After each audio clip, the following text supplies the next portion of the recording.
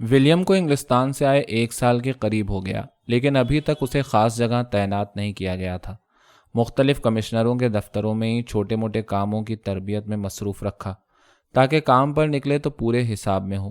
1 سال کے بعد جب اس کے باقاعدہ پوسٹنگ آرڈر تیار ہوئے تو وہ فیروز پور کی تحصیل جلال آباد میں بطور اسسٹنٹ کمشنر کے تھے۔ ولیم نے بہت کوشش کی اسے مشرقی پنجاب نہ بھیجا جائے، مگر ان دنوں چیف سیکریٹری صاحب کے موڈ اچھے نہیں تھے اور کمشنر جیمز ویسے ہی ولیم کے باپ سے خار کھائے بیٹھا تھا، اس لیے وہ ان سے کہنے کا رسک نہیں لے سکتا تھا۔ جانسن نے پہلے ہی کہہ دیا تھا اس معاملے میں کوئی مدد نہیں کر سکتا، چنانچہ ولیم کو فیروز پور میں بطور اسسٹنٹ کمشنر اپنی پوسٹنگ کے آرڈر لینے ہی پڑے، بجز اس کے چارہ نہیں تھا۔ ولیم فیروز پور میں ڈسٹرکٹ آفس کے ریسٹ ہاؤس میں پہنچا تو رات کے 8 بج چکے تھے۔ ایک تو رات کی تاریکی تھی، دوسرا پہلے اس علاقے میں آیا بھی نہیں تھا۔ یہی وجہ تھی شہر کے خط و خال اور رنگ ڈھنگ کو دیکھ نہ سکا۔ علاقے کا تحصیلدار اور دوسرے کئی دیسی افسر ریلوے اسٹیشن پر اسے لینے کے لیے آئے۔ سرد رات کے اس پہر ولیم کے لیے ان کی شکلیں بھوتوں کے سائے محسوس ہو رہے تھے۔ اسٹیشن سے باہر نکلتے ہی گیدڑوں کی ہاؤ ہو اور کتوں کے بھونکنے کی آوازوں نے اس کا استقبال کیا۔ ان کری آوازوں نے ڈسٹرکٹ کمپلیکس تک اس کو آزار پہنچایا۔ اس کے سبب ولیم کی بیزاری مزید بڑھ گئی۔ فیروز پور شہر جس قدر کھلا تھا اسی قدر سنسان بھی تھا۔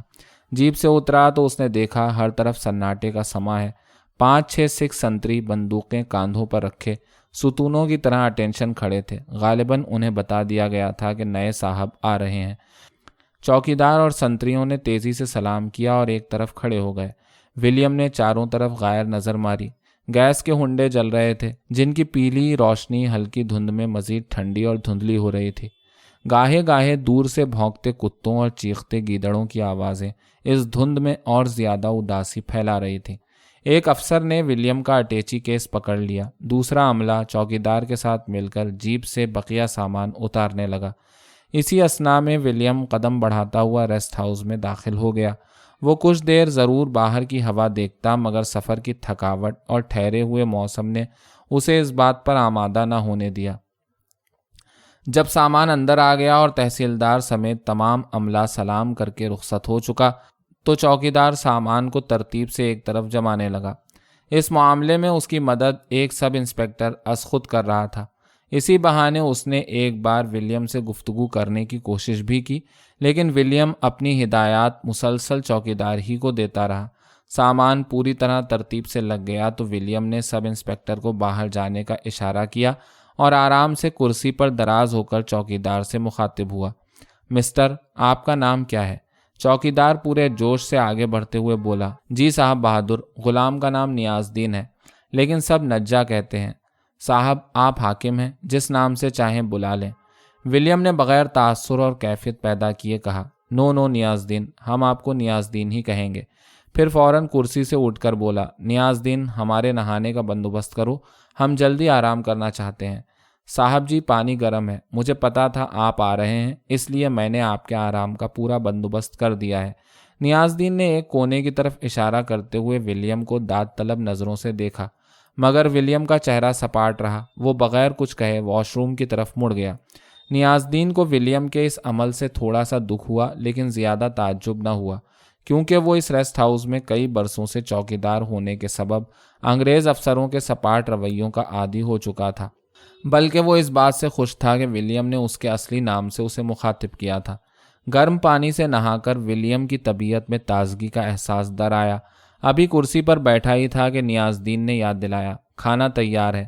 ولیم نیاز الدین کی اس تیز رفتاری سے متاثر ہوئے بغیر نہ رہا، مگر اپنے آپ کو جذبات سے باہر رکھتے ہوئے، جس کی تاکید سول افسر کو خاص طور پر دوران تربیت کی جاتی ہے، بولا، ویل ڈن نیاز الدین، اور کھانے کے کمرے میں چلا گیا۔ کمرے کی اندرونی ترتیب کا اہتمام خاص طور پر آرائش سے لے کر کھانے تک انگریزی اور ہندوستانی امتزاج سے بہت عمدہ کیا گیا تھا۔ کھانے کے دوران نیاز الدین اور باورچی ہاتھ باندھے خدمت کے لیے تیار ایک کونے میں کھڑے رہے۔ ولیم نے باورچی کو نہ تو آواز دی اور نہ ہی نام پوچھنے کی ضرورت محسوس کی، البتہ ایک دفعہ نیاز الدین کو تھینکس ضرور کہا۔ چائے پینے کے بعد ولیم ایک دفعہ پھر ریسٹ ہاؤس کے صحن میں نکل آیا اور آدھ گھنٹہ ٹہلتا رہا تاکہ کھانا ہضم ہو جائے، اور اب تھکاوٹ دوبارہ اثر دکھانے لگی تھی۔ جس کی وجہ سے غنودگی طاری ہو گئی۔ وہ بیڈ روم میں آ گیا اور لیٹتے ہی سو گیا۔ اگلے دن ولیم کی آنکھ کھلی تو اس نے انگڑائی لیتے ہوئے سامنے کے دیوار گیر کلاک پر نظر ڈالی۔ صبح کے 8 بج رہے تھے، جس کا مطلب یہ تھا کہ وہ پورے 9 گھنٹے سویا۔ اس قدر سکون کی نیند اسے شاید ہی کبھی آئی تھی۔ مختصر یہ کہ ناشتہ کرنے اور پوری طرح سے تیار ہونے کے بعد 10 بجے کمرے سے نکلا۔ دھوپ خوب چمک رہی تھی۔ باہر قدم رکھتے ہی اس کی نظر بغیر کسی رکاوٹ کے دور تک چلی گئی۔ باہر نہ تو کوئی دیکھنے کو منظر تھا اور نہ زندگی کے آثار۔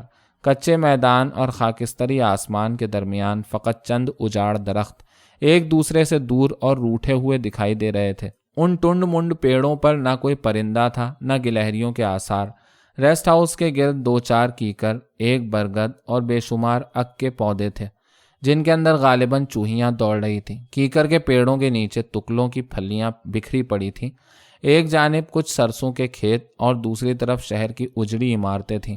بازاروں کو وہ دور ہونے کی وجہ سے نہ دیکھ سکتا تھا، لیکن اسے یہ احساس ضرور ہو گیا کہ یہ شہر انسانوں سے زیادہ بھوتوں کا ہوگا۔ اسے یہ سب دیکھ کر تعجب ہوا۔ کیا فیروز پور انگریزی سرکار کے ماتحت نہیں کہ اس کی جمالیات پر کوئی توجہ نہیں دی گئی؟ یا پھر یہ شہر ہی منحوس ہے؟ تحصیلدار جوزف اور 1-2 دیسی افسر اسے ویلکم کہنے کو ریسٹ ہاؤس کے باہر موجود تھے، جو صبح 7 بجے ہی وہاں پہنچ گئے تھے اور 3 گھنٹے تک ویٹنگ روم میں بیٹھے ولیم کے نکلنے کا انتظار کرتے رہے۔ ولیم نے ان سے ہاتھ ملا کر ہیلو کہنے کے علاوہ کچھ خاص بات نہیں کی۔ اپنے انہی خیالوں میں گم چلتا گیا، مگر پھر اس نے یہ خیال جھٹک دیا کہ خوامخواہ دماغ کو ہلکان کرنے کا فائدہ نہیں تھا۔ کون سا اس نے یہاں رہنا تھا؟ نہ ہر چیز ٹھیک کرنے کا اس نے ٹھیکہ لیا تھا۔ اس نے سوچا وہ کچھ وقت تک یہاں مہمان ہے، اس کی بلا سے جائے جہنم میں۔ اسے تو ڈپٹی کمشنر کے دفتر سے ہدایات وصول کرنا ہے۔ وہ یہ کام جلد کر کے جلال آباد کی طرف نکل جانا چاہتا تھا، جہاں اسے اپنے فرائض بطور اسسٹنٹ کمشنر ادا کرنے ہوں گے۔ لاہور سے جاتے ہوئے اس نے خیال کیا تھا کہ 2-4 دن کے لیے فیروز پور رکے گا، لیکن یہاں آ کر جلد ہی اکتاہٹ محسوس کرنے لگا تھا۔ یہاں اگر کوئی شے ان میں جاندار تھی تو وہ نیاز دین تھا، جس نے اسے کل شام سے کچھ تکلیف نہ ہونے دی۔ لیکن جیسا کہ پہلے کہا جا چکا ہے، فیروز پور آنا ولیم کی غلطی نہیں، مجبوری تھی۔ اس کے ساتھ ایک بات کا اسے اطمینان بھی تھا کہ اس کی پوسٹنگ ابھی فیروز پور میں ہی ہوئی تھی، نہ کہ لدھیانہ یا راجستھان میں، جس کا پہلے بہت امکان تھا اور ان کے نام ہی سے وہ بیزار تھا۔ پھر یہ بات اور بھی اطمینان بخش تھی کہ فیروز پور کی بجائے اس کو تحصیل جلال آباد بھیجا جا رہا تھا، جو فیروز پور سے جنوب مغرب کی طرف 70 کلومیٹر پر تھی۔ وہاں سے وسطی پنجاب محض 50 کلومیٹر تھا، اس کے خوابوں کا استھان۔ ولیم خیال کی انہی وادیوں سے گزرتا ہوا ڈپٹی کمشنر کے دفتر پہنچ گیا۔ نائب تحصیلدار وکرم نے جیپ رکتے ہی آگے بڑھ کر ولیم سے بریف کیس پکڑ لیا اور بڑے ادب سے ڈپٹی کمشنر کے کمرے کی طرف رہنمائی کرنے لگا۔ اس نے دیکھا بہت سے کلرک اپنے کمروں کے کھلے دروازوں سے جھانک رہے ہیں۔ ان میں اکثر کی گول شیشے والی اینکیں میلی چکٹ ڈوریوں سے بندھی ان کی ناکوں پر ترچھی جمی اسے گھور رہی تھیں۔ کچھ کلرک ان دھندلائے ہوئے شیشوں کے اوپر سے دیکھنے کی کوشش میں تھے۔ ولیم کو سرسری نظر میں بھی ان کی باہر نکلی ہوئی توندیں اور بغیر بالوں کی چندیاں دیکھنے سے باز نہ رہ سکیں۔ وہ جانتا تھا یہ سب اس کے گزر جانے کے بعد اس پر رائے زنی شروع کر دیں گے، جس کا نہ انہیں کچھ فائدہ ہوگا اور نہ انگریز سرکار کو، مگر ہوا میں ضائع ہو جانے والے تبصرے وہ ہر حالت میں کریں گے۔ کلرکوں کے ایسے عمل سے اسے شدید نفرت تھی، مگر ان کی مشترکہ عادات کو روکنا اس کے بس کا روک بھی نہیں تھا۔ وہ راہداریوں سے گزر کر جیسے ہی ڈپٹی صاحب کے دروازے پر پہنچا، ڈپٹی کمشنر ہیلے دروازے پر استقبال کرنے کے لیے موجود تھا۔ گڈ مارننگ سر، ولیم نے ایک لمبا ڈگ بھرتے ہوئے ہیلے کی طرف ہاتھ بڑھایا۔ گڈ مارننگ ینگ مین، ہیلے نے ولیم کا ہاتھ گرم جوشی سے دبایا اور کمرے میں داخل ہونے کا اشارہ کیا۔ تحصیلدار جوزف کو ولیم نے باہر ہی سے رخصت کر دیا۔ نائب تحصیلدار وکرم نے جلدی سے آگے بڑھ کر دروازہ کھول دیا اور اس وقت تک دروازہ پکڑے کھڑا رہا جب تک دونوں کمرے میں داخل نہیں ہو گئے۔ ہیلے نے اپنی کرسی پر بیٹھتے ہی سگار کا کش لیا اور ولیم کو سامنے بیٹھنے کا اشارہ کر دیا۔ چند ثانیوں بعد ایک شخص کافی اور بسکٹ رکھ کر چلا گیا۔ پھر کچھ دیر خاموشی چھائی رہی، نہ ولیم کچھ بولا اور نہ ہیلے۔ دونوں شاید ایک دوسرے کے جسمانی خدوخال سے دماغ کی اندرونی کیفیت کا اندازہ لگاتے رہے۔ چند ثانیوں کے اس وقفے کے بعد ہیلے نے گفتگو کا آغاز کر دیا۔ برطانیہ سے کب آئے؟ ولیم نے کرسی پر ٹھیک سے پہلو درست کیا اور جواب دیا، سر لندن سے آئے 1 سال سے اوپر ہو گیا، لیکن آرام سے 1 دن نہیں بیٹھ سکا۔ آپ جانتے ہیں اکیڈمیوں والے ایک کے بعد دوسری ٹریننگ کے چولہے میں جھونک دیتے ہیں اور سیکھا ہوا بار بار سکھاتے ہیں۔ اس کے باوجود بھی کچھ لوگ نہیں سیکھتے۔ ہیلے نے یہ جملہ چپتے ہوئے انداز میں کہا جسے ولیم محسوس کیے بغیر نہ رہ سکا، لیکن خاموش رہا۔ بات فوراً بدل کر اور وطن کی پوری محبت دل میں جمع کرتے ہوئے ہیلے دوبارہ بولا، لندن کیسا تھا؟ ولیم نے کاندھے اچکاتے ہوئے بے نیازی سے جواب دیا، وہی پرانی برف جو قیامت تک رہے گی۔ ہیلے کو ولیم کا جواب ناگوار لگا، مگر وہ پی گیا اور گفتگو اپنے مطلب کی طرف لے آیا۔ فیروز پور کا سفر کیسے کٹا؟ میرا مطلب ہے کچھ تکلیف تو نہیں ہوئی؟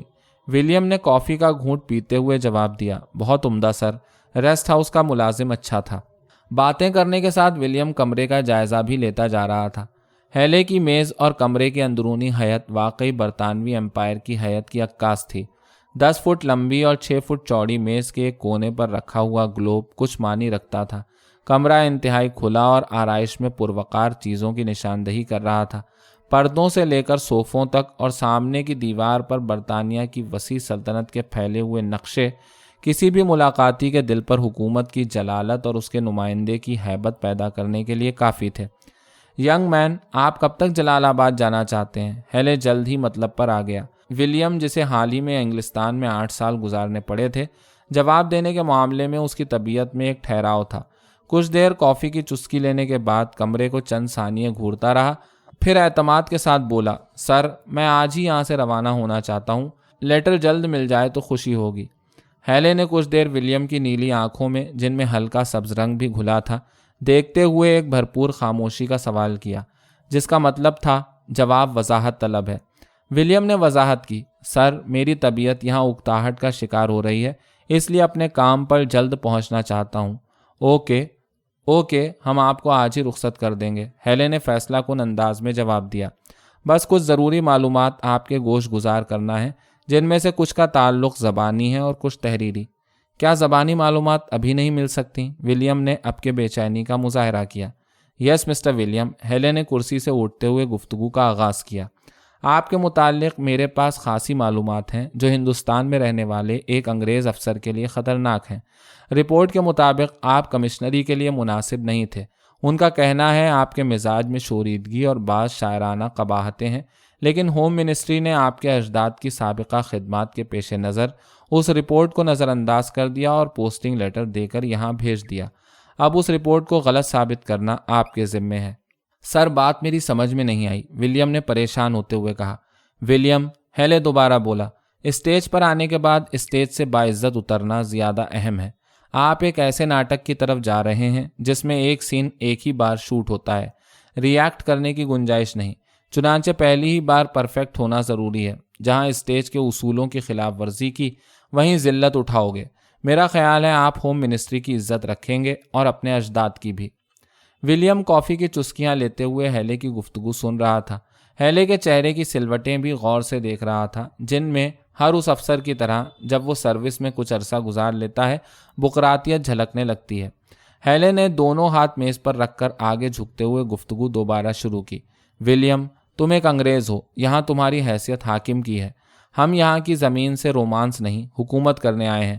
جیسا کہ مجھے معلوم ہوا ہے، آپ کی شاعرانہ طبیعت آپ کو مشکل میں ڈال سکتی ہے۔ یہاں آپ کا وجود ایک برتر سطح پر ہے، اس لیے آپ پر کئی ذمہ داریاں عائد ہوتی ہیں۔ جو انگریز نوجوان برٹش سول سروس کو جوائن نہیں کرتے، وہ ان حدود اور ذمہ داریوں سے ماورا ہیں۔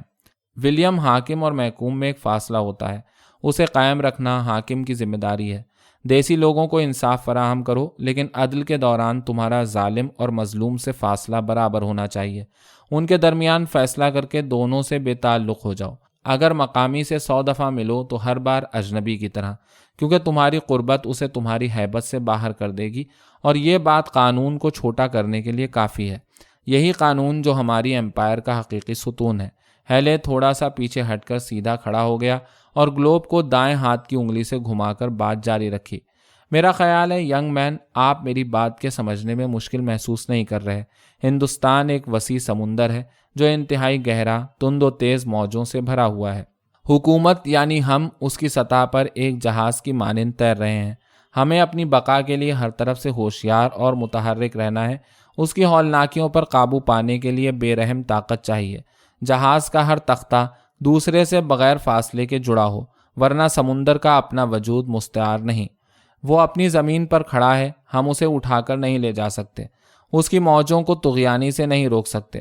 میں جانتا ہوں ہم نے جہاز پر اتنا کچھ لاد لیا ہے جس کی گراں باری تختوں کے چوکھٹے ہلا رہی ہے، چنانچہ اس وقت تک موجوں کی سرکشی کو بادبانوں پر رکھو جب تک تمہاری کشتیاں ٹھنڈے ساحلوں پر لنگر نہیں گرا لیتی۔ ولیم، ہم ان تختوں کے ساتھ ڈوبنا نہیں چاہتے۔ آپ میری باتیں سن رہے ہیں؟ ہیلن نے اسے دوبارہ مخاطب کیا۔ سر، آپ بات جاری رکھیں، ولیم دلچسپی ظاہر کرتے ہوئے بولا۔ گڈ، تو میں کہہ رہا تھا، اسی اثنا میں ہیلن نے سگار کا بھرپور کش لیا، ہمیں یہاں اپنا وجود ثابت کرتے رہنا ہے جب تک اس جگہ موجود ہیں۔ مجھے نہیں معلوم ہمارے مرکز میں کتنی طاقت ہے، لیکن تمہارے ہیٹ کی چوڑائی پگڑی سے زیادہ ہونی چاہیے، اور سگار کا دھواں حقے سے تلخ۔ تم ان کی آنکھوں میں دھواں بھرتے رہو تاکہ یہ صاف نہ دیکھ پائیں۔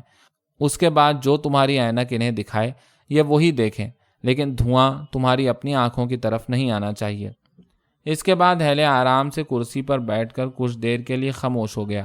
اس کی خاموشی سے فائدہ اٹھاتے ہوئے ولیم نے کہا، سر، کیا آپ پسند کریں گے مجھے جلال آباد کے متعلق سرسری معلومات مل جائیں؟ ولیم کے سوال نے ہیلے کو یاد دلایا کہ وہ اپنی پوسٹنگ سائٹ میں دلچسپی رکھنے پر اکتفا کرے گا۔ ہیلے مسکرایا۔ اسے محسوس ہوا ولیم کچھ زیادہ بے چینی میں ہے۔ Why not Mister William, you will work under me, اور میں آپ کے کام کا ذمہ دار ہوں۔ غور سے سنو، ہندوستان میں پنجاب واحد ایسا علاقہ ہے جہاں انسان جانوروں کے ساتھ رہتے ہیں، اس لیے اکثر پتہ نہیں چلتا دونوں میں اصل جانور کون ہے۔ ان لوگوں کے پاس بیل اور بھینسیں بہت ہیں۔ یہ لوگ اطاعت کے وقت بھینس اور سرکشی کے وقت بیل بن جاتے ہیں، چنانچہ انہیں دوہتے وقت تھپکی دینا اور سرکشی کریں تو سینگوں سے دور رہنا۔ شاید برکلے کا انجام تمہیں یاد ہو۔ قبروں پر چراغ جلانے میں ہمیں کوئی دلچسپی نہیں۔ جلال آباد وسطی پنجاب کی سرحد پر فیروزپور کی آخری تحصیل ہے۔ ان کے سینے دریاؤں کی طرح چوڑے اور مزاج اس کے بہاؤ کی طرح تیز ہیں، جنہیں کناروں میں رکھنا آپ کی ذمہ داری ہے۔ یہاں دو قومیں ہر وقت ایک دوسرے کے مقابلے پر رہتی ہیں۔ یہ دونوں ایک دوسرے کے حریف سکھ اور پنجابی مسلمان ہیں۔ پنجابی مسلمان معقول اور بات کو جلد سمجھ لینے والے ہیں، جبکہ سکھ احمق اور ہر وقت اپنے ہی نقصان کے در پہ رہتے ہیں۔ لیکن تمہارے لیے بہتر مددگار سکھ ہوں گے، کیونکہ مسلمانوں کے اندر سے نخوت اور منافقت ختم نہیں ہو سکتی۔ یہ لوگ اپنے پرائے کو کسی بھی وقت دھوکہ دے سکتے ہیں۔ میں یہ نہیں کہتا سکھوں کو بلا جواز مدد دینا، یہ تمہارے لیے خطرناک ہوگا، لیکن مشکل کے وقت انہی سے کام لینا۔ یہ لوگ ہر کام بغیر سوچے کر گزریں گے، جبکہ مسلمان تمہارے کاموں میں اپنی رائے داخل کریں گے اور وہ ناقص ہوگی۔ بس یہی کچھ ہے جو میں زبانی آپ سے کہنا چاہ رہا تھا۔ اب آپ کچھ پوچھنا چاہیں تو میں بتانے کو بیٹھا ہوں۔ صرف ایک بات سر، ولیم نے دھیمے سے کہا۔ پوچھیے، ہیلے نے متوجہ ہو کر کہا۔ کسی معاملے میں اگر میں تنہا ہو جاؤں تو اس وقت آپ کی اینک کے شیشے سیاہ ہوں گے یا شفاف؟ دیکھو ولیم، ہیلے نے ہلکے سے مسکراتے ہوئے جواب دیا، ہر انچارج ہمیشہ دو اینکیں رکھتا ہے، ایک شفاف ایک سیاہ۔ شفاف اینک اس کے ضمیر کی ہوتی ہے اور سیاہ اپنے مفاد کی۔ اکثر ایسا ہوتا ہے سیاہ اینک لگانی پڑ جائے، البتہ میں مدد سے گریز نہیں کرتا۔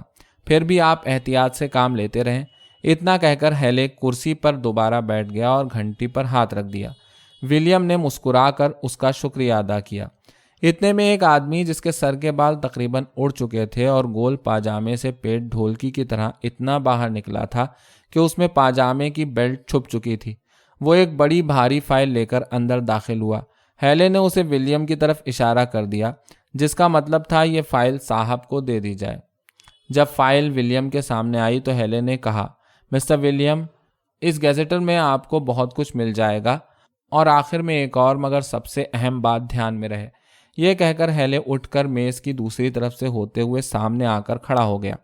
ولیم ہیلے کی طرف مکمل طور پر متوجہ ہو گیا تو اس نے نہایت سنجیدہ لہجے میں کہا، ولیم، تمہیں انگلستان کی برف ہندوستان کے گرم دریاؤں سے اور لندن کے سفید کوے آگرہ کے کبوتروں سے زیادہ عزیز ہونے چاہیے۔ بس اب آپ جا سکتے ہیں۔ ولیم نے ہیلے کے آخری جملے کی چبھن کو واضح محسوس کیا، لیکن کچھ بولا نہیں، بلکہ اٹھنے کے لیے سلام کیا۔ ہیلے اسے باہر تک چھوڑنے کے لیے تیار ہو چکا تھا۔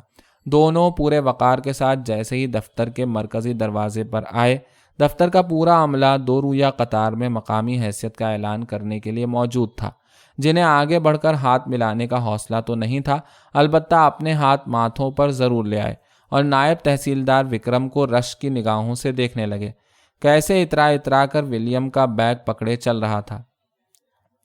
موتی چند کے پاس سے گزرا تو اس نے کوہنی مار کر بابو جلال سے کہا، بابو جی، یہ وکرم بہت حرامی ہے، جلال آباد تک ولیم کے ساتھ جائے گا اور رستے میں صاحب کو شیشے میں اتار لے گا۔ بابو جلال دھیمے سے تائید میں سر ہلاتے ہوئے بولا، منشی جی، یہ چپڑ قناتیا تحصیلدار ایسے ہی نہیں ہوا، موقع کی تاڑ میں رہتا ہے۔ بھلا یہ بتاؤ، کسے خبر تھی ولیم جلال آباد کا اسسٹنٹ کمشنر بن کر آ رہا ہے، سوائے اس حرام خور کے؟ ولیم جیپ میں بیٹھ چکا، جس کا انجن کچھ دیر پہلے ہی رسہ گھما کر سٹارٹ کر دیا گیا تھا، تو وکرم بیگ پکڑ کر ڈرائیور کے ساتھ والی سیٹ پر سمٹ گیا، پھر نہایت ادب سے بولا، سر، اگر حکم ہو تو غلام آپ کو فیروز پور کی سیر کروا دے۔ وکرم، میں فیروز پور نہیں دیکھنا چاہوں گا۔ ولیم نے دو ٹک اور سپاٹ انداز میں وکرم کی فرمائش کو رد کر دیا۔ اس کے بعد جیپ چل دی، جس کے پیچھے پولیس کی ایک جیپ مزید پروٹوکول کے لیے موجود تھی۔ اس میں 6 سپاہی اور ایک تھانے دار تھا۔ پروٹوکول جیپ کو قانوناً ولیم کے آگے چلنا چاہیے تھا، لیکن کچی سڑک پر گرد کی بہتات اور ولیم کو مٹی سے بچانے کے لیے یہ جیپ پیچھے ہی رکھی گئی۔ شیر حیدر کی خواہش تھی کہ اس کا بیٹا غلام حیدر کلیکٹر بنے۔ اس سلسلے میں اسے میٹرک کے بعد لندن بھی بھیجا گیا، مگر غلام حیدر نے وہاں خاص کامیابی حاصل نہ کی اور 2 سال بعد ہی لوٹ آیا۔ ویسے بھی ہندوستانیوں کا اس معیار پر پورا اترنا کچھ خالہ جی کا کھیل نہ تھا، البتہ تعلیم کا سلسلہ جاری رہا اور وہ گورنمنٹ کالج لاہور سے BA کر گیا۔ شیر حیدر نے اپنی زندگی میں ہمیشہ کوشش کی کہ غلام حیدر جلال آباد سے دور رہے۔ وہ اسے کسی طرح اقتدار کی حویلیوں تک لے جانا چاہتا تھا، جس کے لیے بڑے اور پڑھے لکھے لوگوں میں اٹھنے بیٹھنے کے آداب کچھ جلال آباد کے دیہاتیوں سے دور رہ کر ہی آ سکتے تھے۔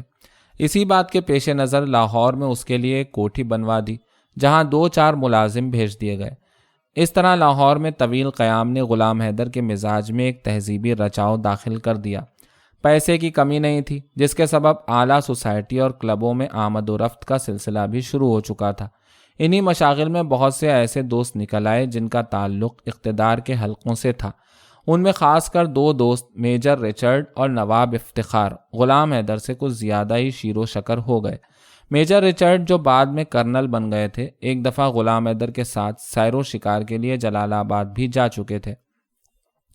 نواب افتخار کی زیادہ زمین بھی اسی طرف تھی، اس لحاظ سے یہ ربط و ضبط ایک ثلاثے کی حیثیت اختیار کر رہا تھا کہ اچانک نواب افتخار لندن چلا گیا اور 4 سال تک اس کے واپس آنے کا امکان نہ رہا، جبکہ کرنل رچرڈ کی پوسٹنگ بنارس ہو گئی۔ اس طرح یہ سلسلہ بیچ ہی میں رہ گیا، البتہ اتنا ہوا کہ وہ جاتے جاتے ایک ولایتی بندوق بما لائسنس غلام حیدر کو تحفے میں دے گیا۔ یہ بات اس لیے بھی اہم تھی کہ اس وقت ایک تو ولایتی بندوق کا دیسی آدمی کو ملنا مشکل تھا، دوم یہ کہ اس کا لائسنس اس سے بھی زیادہ ناممکن بات تھی، اور یہ دونوں کام کرنل رچرڈ نے کسی نامعلوم طاقتور وسائل کو استعمال کرتے ہوئے غلام حیدر کے لیے کر دیے، جن کی اجازت کم از کم نواب سے نیچے کسی کو ملنا ممکن نہیں تھی۔ اب شیر حیدر کی دفتن موت واقع ہوئی تو اس کا اکلوتا وارث ہونے کی وجہ سے غلام حیدر پر کافی ذمہ داریاں آ گئیں۔ 4000 ایکڑ رقبے کو سنبھالنا اور علاقے کے برے بھلے کی خبر رکھنا آسان کام نہ تھا۔ زمینداری اور زمینوں میں کام کرنے والی رعایا اور ان کے درمیان پیدا ہونے والے بیسیوں جھگڑوں کا بار بھی غلام حیدر کے سر آ پڑا۔ عمومی طور پر قتل اور ڈکیتی کی واردات کے علاوہ اتنے بڑے رقبے میں رہنے والی رعایا سے گورنمنٹ بے نیاز سی ہو جاتی۔ ویسے بھی بڑے زمیندار کچھ تو اپنی ذیلداری کا بھرم رکھنے کے لیے اور کچھ گورنمنٹ کی نظروں میں اعتبار پانے کی غرض سے اپنی رعایا کے فیصلے عام طور پر خود ہی عدل سے چکا دیتے۔ اس لیے زیادہ تر ایسے علاقوں میں امن و امان ہی رہتا، یا اگر کسی کے ساتھ زور زیادتی ہو بھی جاتی تو وہ صبر کر لیتا اور گورنمنٹ تک بات کم پہنچتی۔ پھر بھی مکمل طور پر ہر ایک کی خبر گیری کرنا کسی طرح آسان نہیں تھا۔ ایک بڑی مشکل یہ تھی کہ غلام حیدر کو ان معاملات میں تجربہ کچھ نہیں تھا۔ اس کی زندگی کسی اور ہی تربیت کا نتیجہ تھی۔ اس نے فیصلہ کیا کہ وہ سب کاروبار رفیق پاولی کو سونپ کر چند دنوں بعد لاہور چلا جائے گا۔ رفیق خود ہی مزارعوں کے ساتھ حساب کتاب کرتا رہے گا۔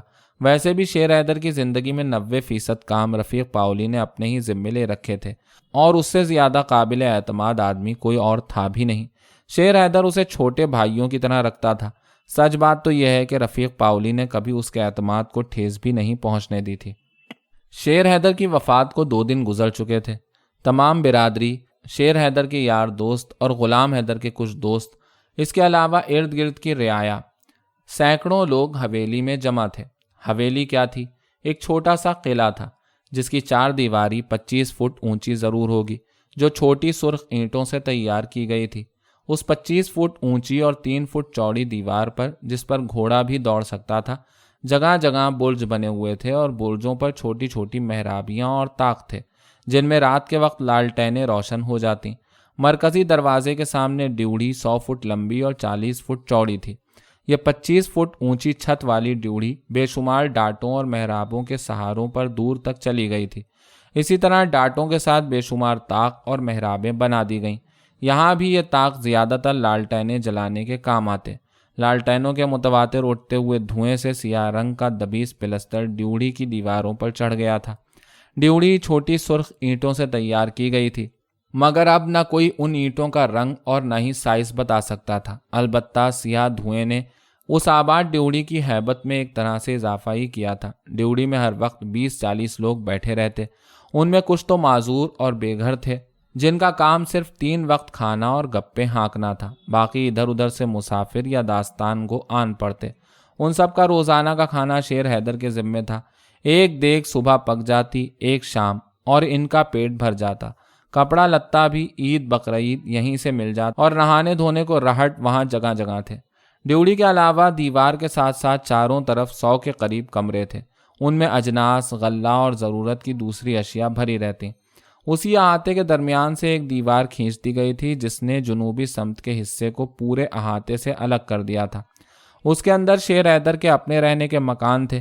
ان مکانوں کی دیواریں بیرونی دیوار کی طرح مضبوط تو نہیں تھیں، البتہ آرائش کے اعتبار سے کہیں بہتر اور صاف تھیں۔ شیر حیدر کی عمومی مجلس زیادہ تر بیرونی احاطے میں رہتی۔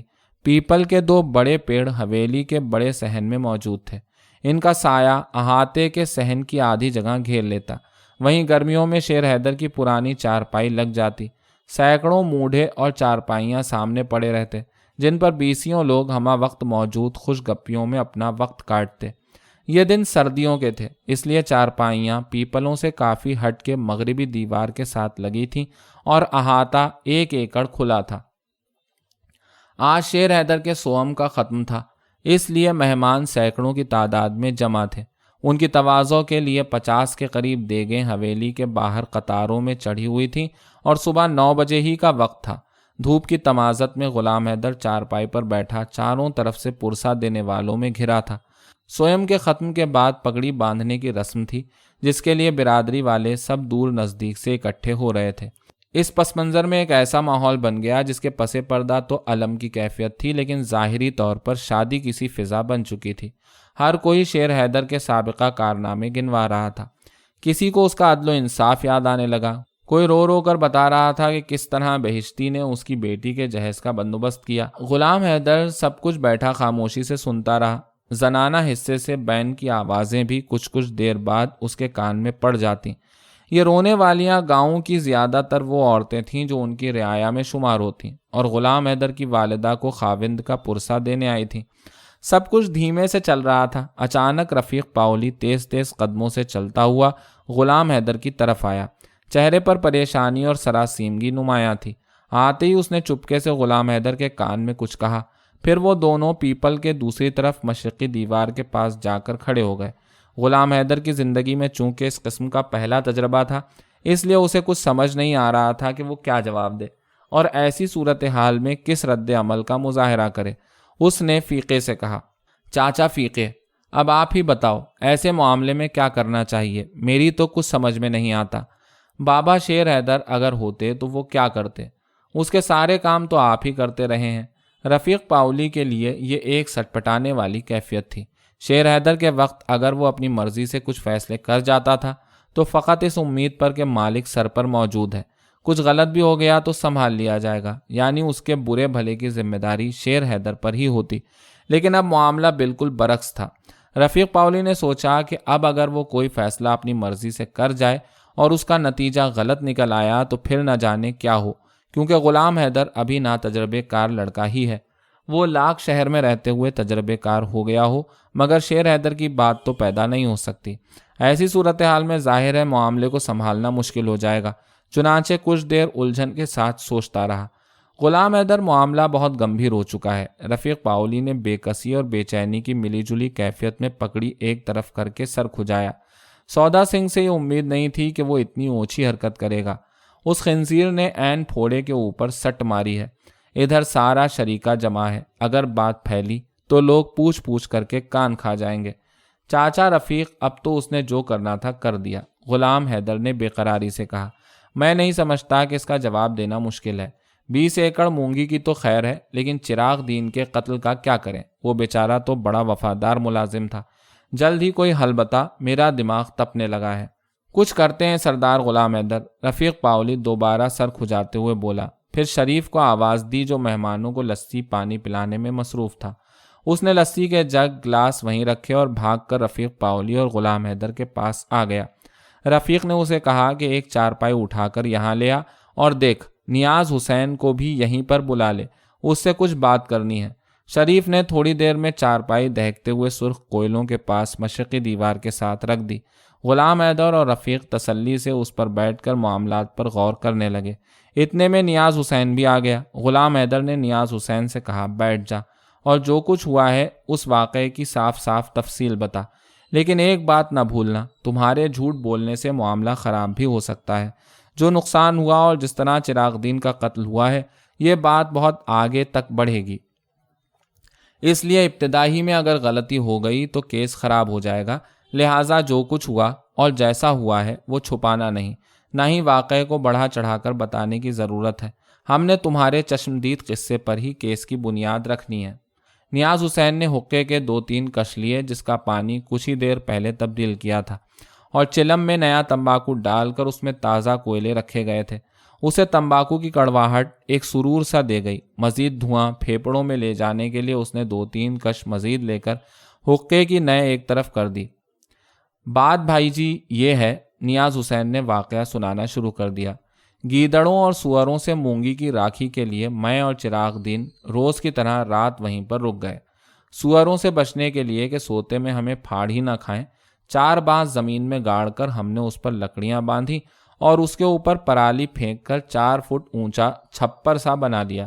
اس پر چڑھ کر رکھوالی کے لیے لیٹ جاتے۔ اس میں ایک اور فائدہ بھی تھا کہ اونچا ہونے کی وجہ سے دور تک نظر جاتی تھی۔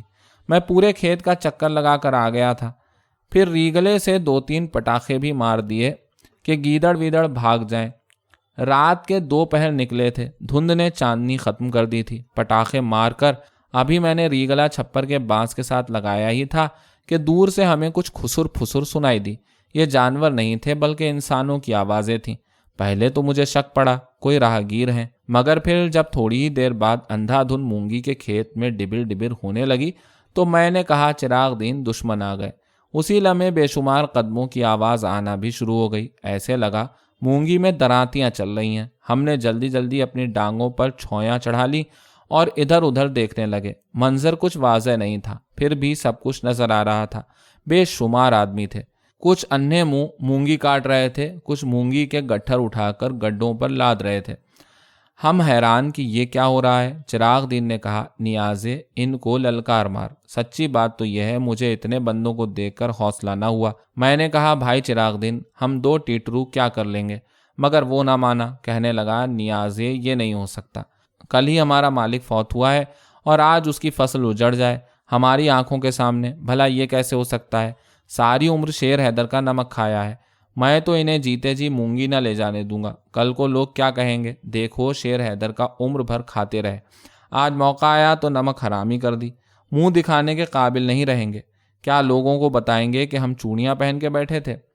میں نے کہا بھائی چراغ دین یہاں سوائے موت کے کچھ ہاتھ نہیں آئے گا، یہ تو کوئی 50 بندے ہیں۔ لیکن صاحب جی چراغ دین نہ مانا، اس نے سرانے سے اپنا صافہ اٹھا کر اسے کس کے سر پر باندھا، چھوی چڑھی ہوئی ڈانگ پکڑی اور للکارتے ہوئے دشمنوں کی طرف چھلانگ مار دی۔ سردار غلام حیدر، میں سمجھ گیا تھا۔ چراغ دین کے دن پورے ہو چکے ہیں، اس نے میری ایک نہیں سنی۔ جیسے ہی یہ بھاگ کر ان کی طرف گیا، انہوں نے فوراً اس پر برچھیوں کا مہ برسا دیا اور چراغ دین شہدے پر لوہے کے پہاڑ گرنے لگے۔ بس ایک دو پل میں ہی رت کے پرنالے بہہ گئے، میرے تو سانہ سوکھ گئے اور میں بھاگ کے اسی چھپر کے نیچے پڑی چارپائی، جو اس لیے رکھی تھی کہ بارش ہو تو چھپر سے اتر کر چارپائی پر لیٹ جائیں، اسی کے نیچے چھپ گیا۔ کچھ اندھیرا اور کچھ دھند، اس لیے میرا ان کو کچھ پتہ نہ چلا۔ بس میں خوف کے مارے چارپائی کے نیچے لیٹا، ساہ دبائے ان کے واہے گرو اور ست سری اکال کے نعرے سنتا رہا۔ اسی طرح 3 گھنٹے گزر گئے۔ وہ میری آنکھوں کے سامنے مونگی کا اجاڑا کرتے رہے اور گڈھوں پر لاتے رہے، حتیٰ کہ صفایا کر کے چلتے بنے۔ میں گن کے صحیح تو نہیں بتا سکتا، مگر 20 چھکڑے ضرور تھے۔ ادھر گڈھے مونگی لے کر چلے، ادھر میں چارپائی کے نیچے سے نکلا، بھاگ کر چراغ کے پاس آیا۔ بیچارہ الٹے منہ پڑا تھا۔ میں نے سیدھا کیا، دیکھا تو اس کے ساہ پورے ہو چکے تھے اور زمین پر خون کے نگال جم گئے تھے۔ میں نے لاش کو ہاتھ نہیں لگایا اور فوراً چادر لپیٹ کر جودھا پور سے نکل پڑا۔ چودھری صاحب بھاگم بھاگ یہاں آیا، خدا گواہ ہے 12 میل کی راہ میں سانس تک نہیں لی۔ جودھا پور کے یار محمد کو بتایا ہوں، وہ بندے لے کر لاش کے پاس پہنچ گیا تھا۔ ایک بندہ تھانے اطلاع کے لیے بھیج دیا ہے، شاید پولیس بھی اب تک آ گئی ہو۔ نیاز حسین جیسے جیسے کہانی سناتا گیا، غلام حیدر کے چہرے کا رنگ کئی پرتوں میں بدلتا رہا اور شدید غصے سے کپکپاہٹ اس پر طاری ہوتی رہی۔ پھر ایک دم یہ کہہ کر اٹھ کھڑا ہوا، چاچا فیقے، عصر تک یہ قل فاتحہ کو نپٹاؤ، اس سے زیادہ دیر نہ کرنا۔ اس کے بعد سودا سنگھ کو ایک پیغام بھیج دو اور چراغ دین کے بچوں کے لیے 500 روپیہ لیتے جاؤ، ان کے سر پر ہاتھ رکھو، اس طرح وارثوں کی ڈھارس بن جاتی ہے۔ عصر کے فوراً بعد جودھا پور روانہ ہو جاؤ اور سب خبریں خود لے کر آؤ۔ میں تحصیل جا کر کمشنر صاحب سے بات کرتا ہوں۔ سودا سنگھ کو کیا پیغام دوں؟ رفیق پاؤلی نے تشویش کا اظہار کرتے ہوئے کہا۔ یہی کہ سکھڑے اب واحد گرو سے جو مدد مانگنا ہے مانگ لے، کیونکہ موت اسے زیادہ مہلت نہیں دے گی۔ غلام حیدر نے غصے سے شدید نفرت پیدا کرتے ہوئے کہا، جیسے کہہ رہا ہو کہ میں تیرے واحد گرو کو بھی دیکھ لوں گا۔ رفیق پاؤلی ایسی صورتحال میں جلد بازی کا قائل نہیں تھا، لیکن نیاز حسین نے میدان جنگ کا ایسا نقشہ کھینچا کہ غلام حیدر کے تیور جو تھوڑی دیر پہلے اعتدال پر تھے بڑی حد تک بگڑ گئے۔ اس سے پہلے کہ رفیق غلام حیدر کو کچھ مشورہ دے، وہ اٹھ کر جلدی سے حویلی کے اندرونی حصے میں چلا گیا۔ تھوڑی ہی دیر میں اس واقعے کی خبر مہمانوں سے لے کر گاؤں کے ہر چھوٹے بڑے کو ہو گئی۔ ماحول میں دوبارہ ایک ماتمی کیفیت کا احساس در آیا اور لوگ شیر حیدر کی داستانوں کو چھوڑ کر تازہ صورتحال پر تبصرے کرنے لگے، جس میں غلام حیدر کے رد عمل کا کوئی صحیح تعین نہیں کر سکتا تھا۔ البتہ یہ طے تھا کہ حالات کسی بری صورت کا رخ کرنے والے ہیں۔ ڈیوڑی اور احاطے میں لوگوں کی تعداد جو پہلے ہی کم نہ تھی، بڑھ کر دگنی ہو گئی۔ باتیں اس تسلسل میں گونجنے لگیں جیسے شہد کی مکھیوں کے غول اڑ کر نکلے جا رہے ہوں، اور ہر کام میں بے چینی در آئی۔ وہ تو خیر ہوئی چراغ دین کی لاش جودھا پور ہی میں تھی، ورنہ وہ بھی سارے کا سارا گاؤں یہیں آ پڑتا۔ حویلی کے ہر کام میں ایک پراسرار وحشت سی پیدا ہو گئی۔ نوکروں سے لے کر متعلقین تک کے قدموں میں بوجھل پن کی کیفیت تھی جو ان کے دلوں پر وزن بڑھا رہی تھی۔ خاص رفیق پاؤلی کی ذہنی حالت بہت تذبذب میں تھی۔ شیر حیدر کے ہوتے ہوئے اسے اطمینان ہوتا کہ مشورے میں کجی بھی ہوئی تو فکر کی بات نہیں، کام غلط ہو جانے پر شیر حیدر سنبھال سکتا ہے، مگر غلام حیدر کا معاملہ دوسرا تھا۔ وہ ابھی ان معاملات میں بالکل کورا تھا، اس لیے رفیق پاؤلی کو اب اپنے کسی فیصلے پر اعتماد نہ تھا۔ شاید کچھ دن بعد وہ اعتماد لوٹ آتا، مگر یہاں تو سر منڈاتے ہی اولے پڑنے والی بات تھی۔ ادھر وقت گزرنے کا نام ہی نہیں لے رہا تھا۔ رفیق پاؤلی کی نظر دیوار کے سائے پر تھی جو صدیوں سے رکا کھڑا تھا۔ وہ سر جھکائے اسی سوچ میں غرق تھا کہ آخر اچانک سودا سنگھ کو کیا سوجی، کچھ دم بھی نہ لینے دیا۔ اسے اس قدر فکر مندی میں دیکھ کر نیاز حسین نے کہا، فیقے بھائی آخر کیا ہوا؟ حوصلہ کر، ہمارے سر پر ابھی غلام حیدر ہے نا؟ کیا ہوا جو شیر حیدر زندہ نہیں؟ غلام حیدر بھی تو اسی کا بیٹا ہے، دیکھ لینا سکھڑوں کو کیسا سبق دیتا ہے۔ نیاز حسین کی بات سن کر رفیق پاؤلی نے سر اوپر اٹھایا اور بولا، نیاجے تو نہیں جانتا، اب بات یہاں رکنے والی نہیں ہے، یہ تو سودا سنگھ نے ابھی للکار دی ہے۔ میں جانتا ہوں اس کے سینے میں کتنا کینہ بھرا ہوا ہے، اسے دیکھ کر پتہ نہیں کون کون سے سپولیے سریاں نکالیں گے۔ مجھے تو غلام حیدر کی زندگی کی فکر پڑ گئی ہے۔ اتنا کہہ کر رفیق پاؤلی اٹھ کھڑا ہوا اور جانی چھیمبے کو پاس بلا کر سارا پروگرام سمجھا دیا کہ پگ بندی کے بعد انہیں جودھا پور روانہ ہو جانا ہے، اس لیے وہ تیاری کر لیں۔ نیاز حسین نے کاندھے پر ہاتھ رکھتے ہوئے کہا، فیقے ہمت کر، ہم تیرے پیچھے ہیں، جو گزرے گی مولا کے سہارے بھگتیں گے۔ اسی عالم میں 2 بج گئے، صحن میں دور تک دریاں اور چاندیاں بجھ گئیں۔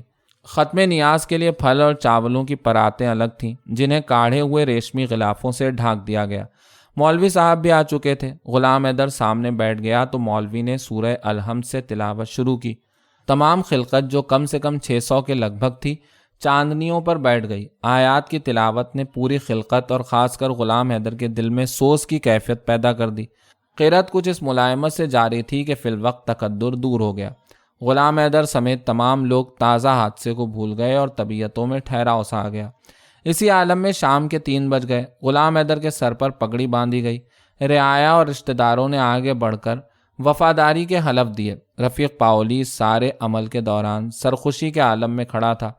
دوسری طرف لوگ نیاز کھانے میں مصروف تھے، جو کئی دیگوں پر مشتمل تھی۔ 4 بجے غلام حیدر اٹھ کھڑا ہوا۔ اس نے دلاور کے ساتھ صباحی شاہدین کو تھانہ گرو ہرسا رپورٹ درج کروانے بھیج دیا تھا، لیکن یہ محض سرسری قانونی خانہ پوری تھی، جو غیر اہم ہونے کے ساتھ اہم بھی تھی۔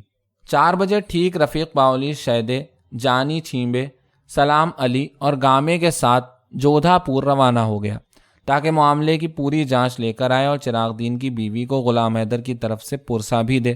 ادھر رفیق جودھا پور کی طرف روانہ ہوا، ادھر غلام حیدر زنانے میں چلا گیا، کیونکہ 5 بج چکے تھے اور یہ تحصیل کا دفتری وقت نہیں تھا۔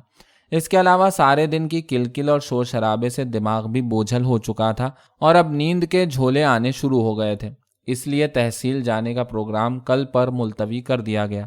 یہ خبر غلام حیدر کو آج ہوئی کہ چودراہٹیں کرنی کتنی مشکل ہیں۔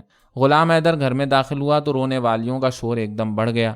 پہلے جو عورتیں غلام حیدر کی والدہ فاطمہ بانو کے گرد جمگھٹا کیے بیٹھی تھیں، اٹھ کر غلام حیدر کے چوفیرے ہو گئیں۔ کوئی اسے رو کر دکھانے لگی، کوئی سر پر ہاتھ پھیرنے لگی، کچھ ادھیڑ عمر اور بوڑھی عورتیں گلے لگ کر روئیں۔ عورتوں سے فارغ ہو کر وہ بڑی مشکل سے اپنی ماں کے پاس پہنچا، جو سفید چاندنی کے فرش پر سرتاپا سفید لباس میں سوگوار بیٹھی تھی۔ غلام حیدر ماں کے پاس بیٹھا تو وہ بھی بیٹے کے گلے لگ کے رونے لگی، لیکن یہ رونا دھونا چند ہی منٹ جاری رہا، کیونکہ شیر حیدر کو فوت ہوئے آج 3 روز ہو چکے تھے، جس میں بہت کچھ غم ہلکا ہو گیا تھا۔ دوئم بے شمار عورتوں کی مسلسل تعزیت اور پرسیداری نے فاطمہ بانو کو بھی تھکا دیا تھا۔ چنانچہ غلام حیدر چند منٹ بیٹھنے کے بعد سونے کے کمرے میں آ گیا۔ اگلے دن صبح 6 بجے غلام حیدر کی آنکھ کھلی۔ وہ نہا دھو کر باہر نکلا تو طبیعت بحال ہو چکی تھی۔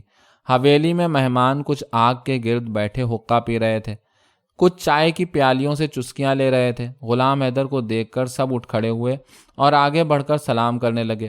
فیقہ ابھی تک نظر نہیں آیا تھا، غالباً وہ جودھا پور سے ابھی نہیں لوٹا تھا۔ غلام حیدر نے ملازم سے کہا 4 پائی آگ کے پاس لے آئے، جہاں لوگ حقہ پینے میں مصروف تھے۔ تھوڑی دیر میں غلام حیدر سب کے ساتھ گھل مل گیا اور سانحات کو بھول کر ادھر ادھر کی باتیں کرنے لگا، جبکہ دوسرے آدمی اسے اس کے باپ کے واقعات سنانے لگے۔ حتیٰ کہ 8 بج گئے اور فیقہ اپنے ساتھیوں سمیت حویلی میں داخل ہوا۔ اس کے بعد وہ رفیق پاولی اور 6-7 خاص بندوں کو لے کر دوسرے کونے میں بیٹھ کر مشورہ کرنے لگا۔ تمام لوگ رفیق پاولی کے گرد جمع ہو گئے۔ ہر آدمی واقعے کو پہلے سے ہی جانتا تھا، مگر رفیق پاولی کی حیثیت زیادہ معتبر تھی، اس لیے لوگ مزید نئی خبر کی توقع رکھتے تھے، جو رفیق ان کے خیال میں ہر حالت میں لے کر آیا ہوگا۔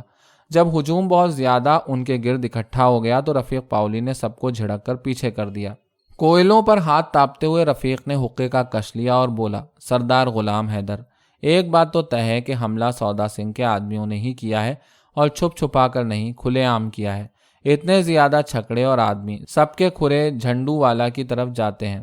میں نے کھیم نگر سے کھوجی بھی ساتھ لے لیے تھے۔ ہر ایک نے غور سے اور جانچ کر کے یہی نتیجہ نکالا کہ اس کا ذمہ دار سودا سنگھ ہے۔ 4 بندوں کے پیروں کے نشان تو کھوجیوں نے پہچان بھی لیے، جو کئی جگہ چوری چکاری میں پکڑے گئے تھے۔ وہ خاص سودا سنگھ کے ہی بندے ہیں، دما سنگھ، ہاسو وٹو، رنگا اور متھا سنگھ۔ متھا سنگھ منا پرونہ بدماش ہے، جس کے کھرے کھوجی نہیں بھول سکتے۔ یہ خاص سودا سنگھ کا بندہ علاقے کا سب سے بڑا گنڈا ہے، پولیس اس پر ہاتھ ڈالنے سے ڈرتی ہے۔ سودا سنگھ ہر مشکل کام اسی سے لیتا ہے، سنا ہے کئی بندوں کا قاتل ہے۔ ڈانگ سوٹے اور کرپان چلانے کا اتنا ماہر کہ اکیلے ہی 10-10 بندوں کو پھٹر کر کے صاف نکل جاتا ہے۔ سودا سنگھ کسی کو سٹ پھینٹ بھی انہی سے لگواتا ہے اور تھانے کچہری میں ان کے پیچھے امداد بھی اسی کی ہوتی ہے۔ باقی 3 میں رنگا سب سے خطرناک ہے، سٹ مارنے میں ڈھیل نہیں کرتا۔ کھوجی اس کے قدموں کو اچھی طرح پہچانتے ہیں۔ اگر مزید پوچھ گچھ کرنی ہو تو میں انہیں ساتھ ہی لے آیا ہوں۔ ڈیوڑی میں بیٹھے ناشتہ کر رہے ہیں۔ چاچا رفیق تم بھی ناشتہ کر لو، غلام حیدر نے اٹھتے ہوئے کہا۔ تھوڑی دیر آرام کرو، پھر ہم نے تحصیل جا کر اسسٹنٹ کمشنر سے ملاقات کرنی ہے۔ سنا ہے کچھ ہی دن پہلے ایک اسسٹنٹ کمشنر نیا آیا ہے۔ میرا خیال ہے ابھی اس کے کسی سے تعلقات نہیں ہوں گے۔ ہمیں ٹھیک 10 بجے تحصیل پہنچ جانا چاہیے۔ یہ کہہ کر غلام حیدر اٹھ کر حویلی کے اندرونی حصے میں چلا گیا۔ 10 بجے 3 بگھیوں کے ساتھ مزید 5 گھوڑوں پر سوار یہ قافلہ جلال آباد تحصیل کمپلیکس کی طرف چل دیا۔ غلام حیدر کے پاس بندوق تھی، باقی سب کے پاس ڈانگوں کا اسلحہ وافر تھا۔ برچھیاں اور کلہاڑیاں البتہ ساتھ نہ رکھ سکتے تھے کہ ان ہتھیاروں کی ابھی تک کھلی اجازت نہیں تھی، اور تحصیل کچہری میں تو بالکل بھی نہیں تھی۔ قافلہ جیسے ہی تحصیل کی طرف روانہ ہوا، ہر طرف جوش و خروش کی لہر پھیل گئی۔ گاؤں والے گویا اپنی یتیمی کے احساس کو نئے طاقتور مالک کی آمد کے احساس میں دبا چکے تھے۔ وہ اس شان و شوکت کی سواری کو حویلی سے نکلتے دیکھ کر اپنے اندر ایک نئی طاقت محسوس کرنے لگے اور شیر حیدر کے دکھ کو فی الحال بھول سے گئے۔